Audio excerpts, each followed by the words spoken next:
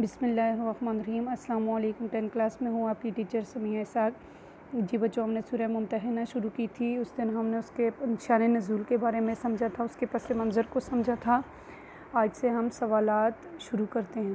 تو رکوع نمبر 1 کے سوالات جوابات سورہ ممتحنہ کے کیا ہیں؟ سوال نمبر 1 ہمارے پاس آتا ہے کہ قرآن حکیم کی ان آیات کی روشنی میں اہل ایمان کا اسلام دشمن کافروں کے ساتھ کیا رویہ ہونا چاہیے؟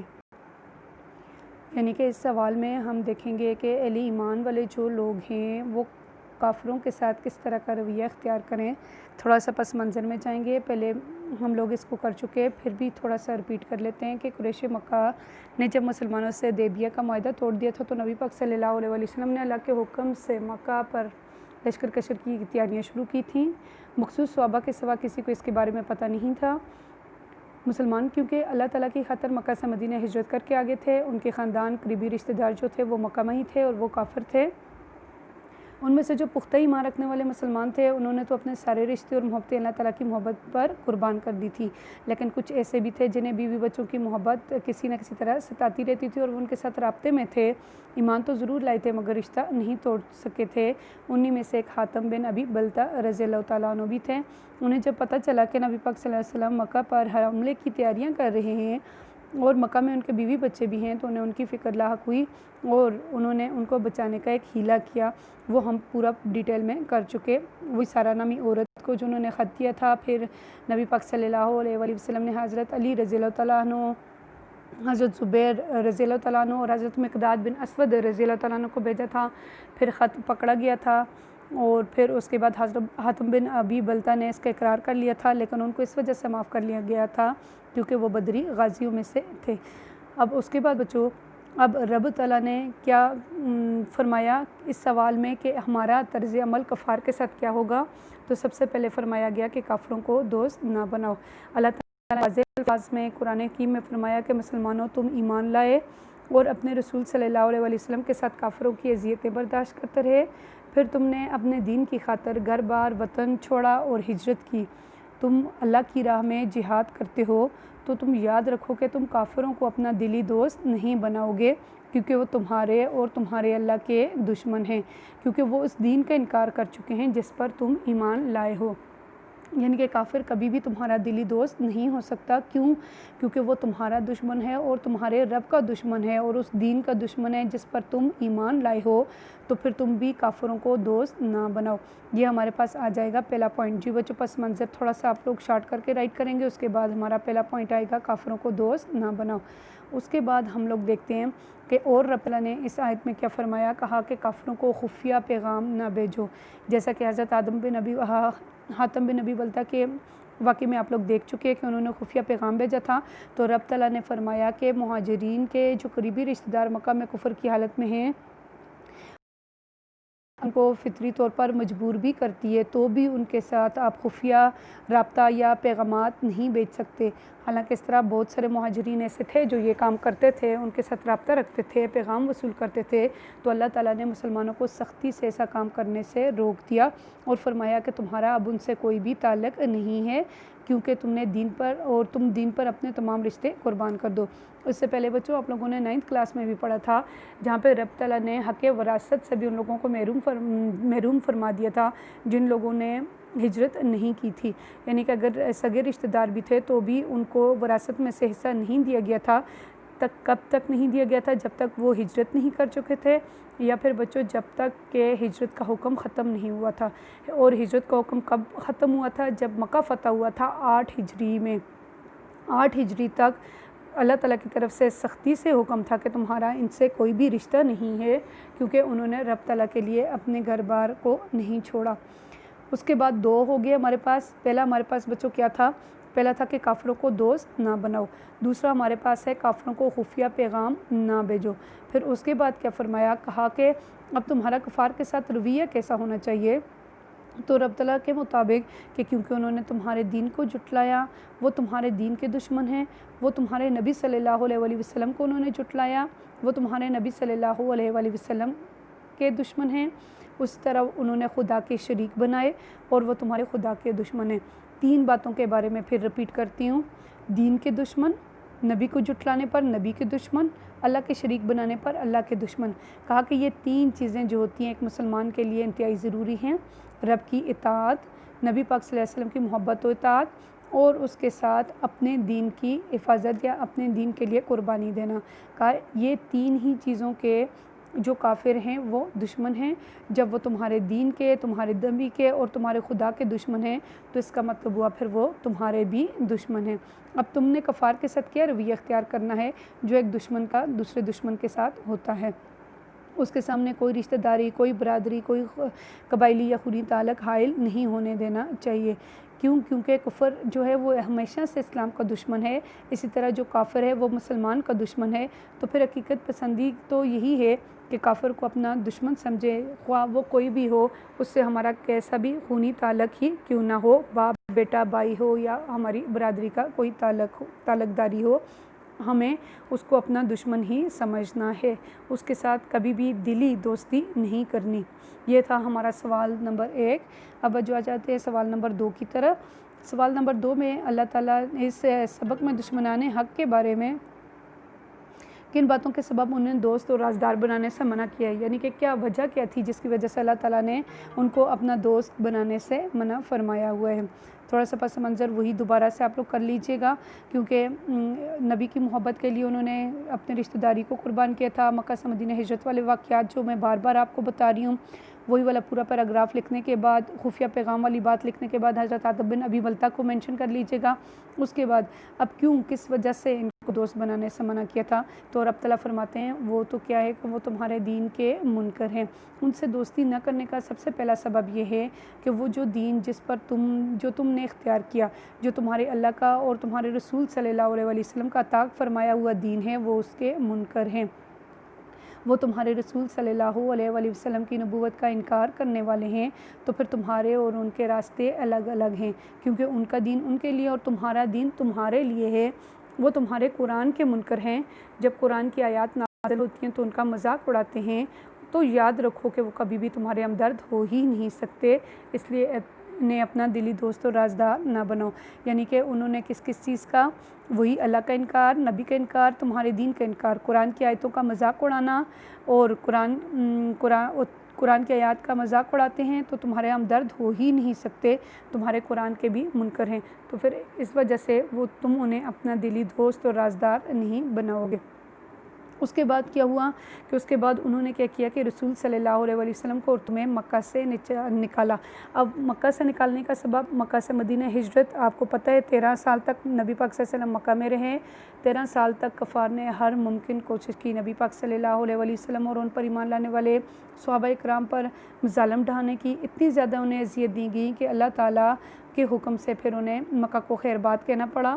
اور ایسے لوگوں کے بارے میں رب تعالیٰ فرماتے ہیں کہ پھر تم ایسے لوگوں کو اپنا دلی دوست یا رازدار کیسے بنا سکتے ہو جن سے مسلمانوں کو نقصان پہنچتا ہے۔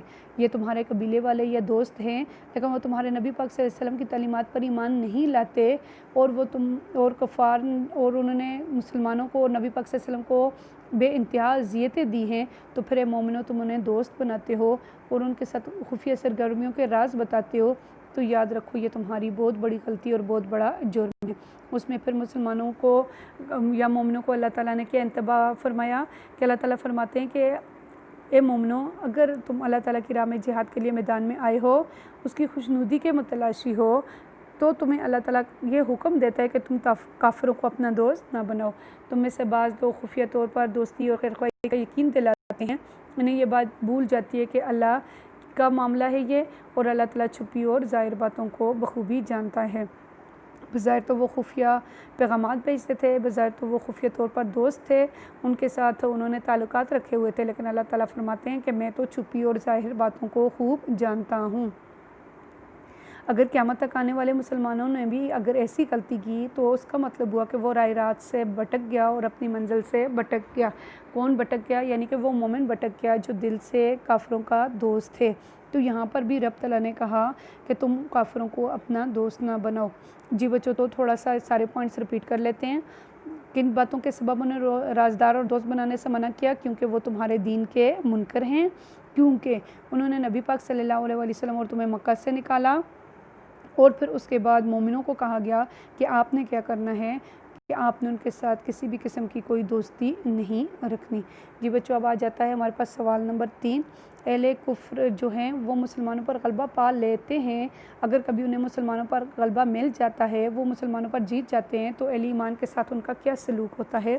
تو اللہ تعالیٰ فرماتے ہیں کہ میں تمہیں کیوں منع کرتا ہوں کہ تم ان سے دوستی نہ رکھو، کفار سے کیوں میں کہتا ہوں کہ تم انہیں خفیہ پیغامات نہ بھیجو، کہ اللہ تعالیٰ فرماتے ہیں کہ اگر تمہارے دل میں یہ ہے کہ جب کافروں کا مسلمانوں پر غلبہ ہو گیا تو وہ تمہاری دوستی کے لحاظ کریں گے، تمہارے ساتھ رعایت برتیں گے، تو میں تمہیں وقت سے پہلے خبردار کر رہا ہوں کہ ان کے ساتھ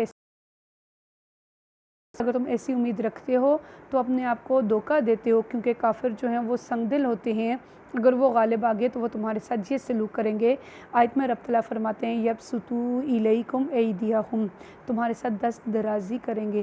دست درازی یعنی کہ ایسی عداوت اور بربریت کا مظاہرہ کریں گے کہ تمہیں سمجھ آ جائے گی۔ دست درازی کا مطلب ہوتا ہے ہاتھ سے مارنا۔